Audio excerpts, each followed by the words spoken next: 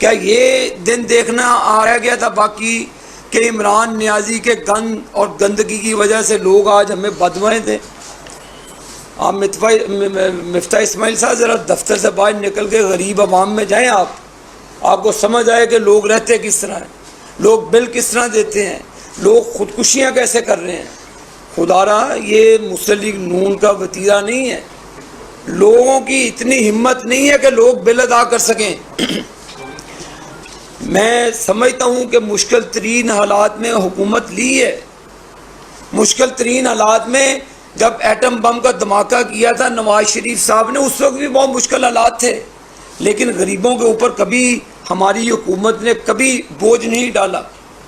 मैं उम्मीद करता हूँ वज़ीर आज़म साहब से भी, अपनी पार्टी से भी, खुदारा ये पॉलिसियाँ तरक करके अवाम दोस्त पॉलिसियाँ बनाएं, IMF से रीनिगोशिएट करें और पाकिस्तान की 22 करोड़ अवाम को रिलीफ दें, वरना हमारा हल्कों में जाना बहुत मुश्किल हो जाएगा।